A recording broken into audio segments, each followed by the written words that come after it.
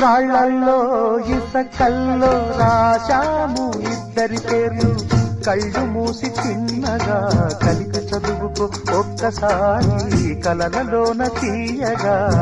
గుర్తు తెచ్చుకో